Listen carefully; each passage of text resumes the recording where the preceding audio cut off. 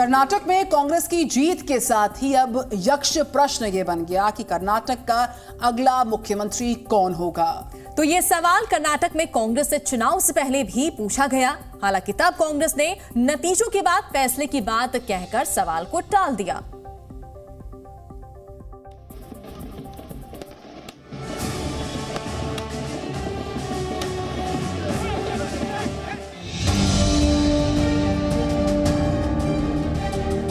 दक्षिण के दुर्ग पर कौन करेगा राज।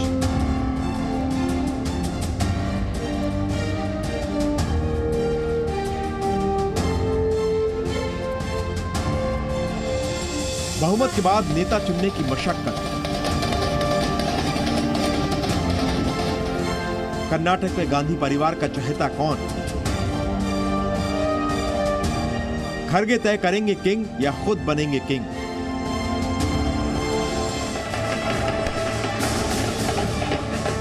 कांग्रेस ने जैसे ही कर्नाटक में 113 का जादुई आंकड़ा पार किया, वैसे ही हर जुबान पर एक ही सवाल आ गया, कर्नाटक का अगला मुख्यमंत्री कौन होगा।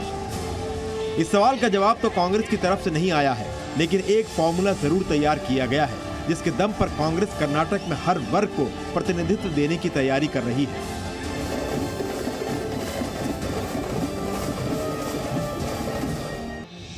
सूत्रों के मुताबिक कांग्रेस कर्नाटक में मुख्यमंत्री के साथ 3 उप मुख्यमंत्री भी बनाएगी।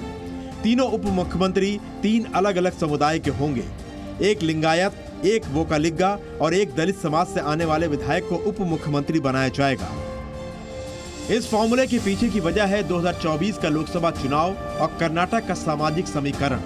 कांग्रेस जिसे भी कर्नाटक के मुख्यमंत्री की कुर्सी पर बिठाएगी, उसके जिम्मे कांग्रेस की 5 गारंटी को जनता तक पहुंचाना तो होगा ही, उस गारंटी का नतीजा भी जल्द से जल्द दिखाना होगा, ताकि लोकसभा चुनाव में उसका फायदा मिल सके।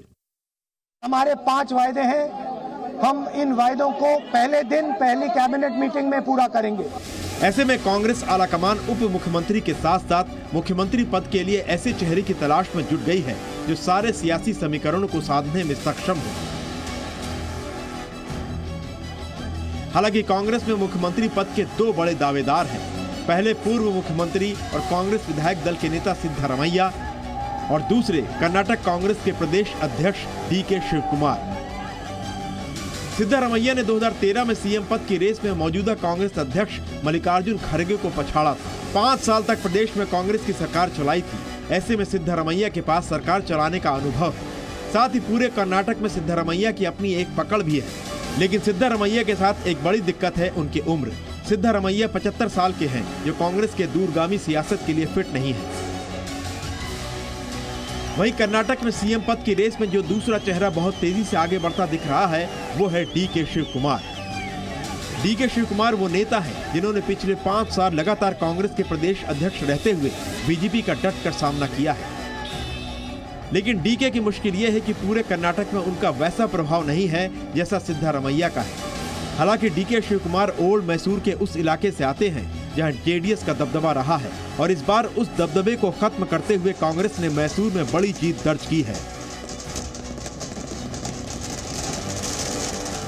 हमारे पास एक प्रोसीजर होता है कि कहीं भी राज्य में कभी भी इलेक्शंस होते हैं तो हम लोग उस एक प्रोसीजर के तहत ही करते हैं।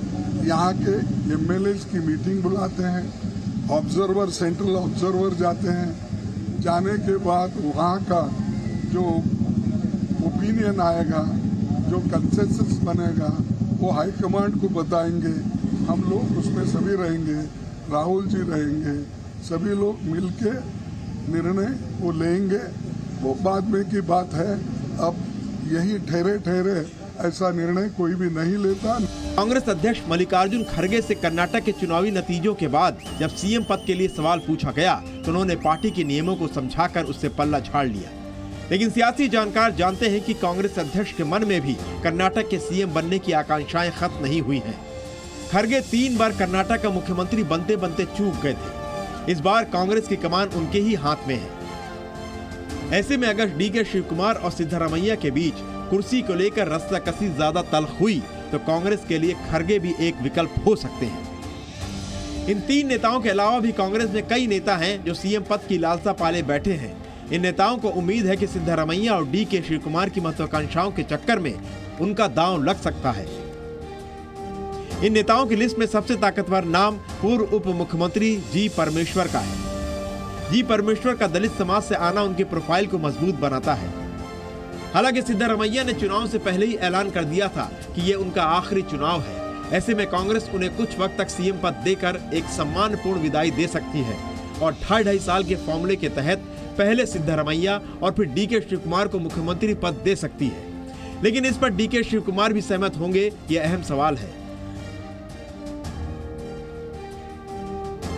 सूत्रों के मुताबिक कर्नाटक के नए मुख्यमंत्री के नाम पर आज शाम होने वाले विधायक दल की बैठक में भी चर्चा हो सकती है।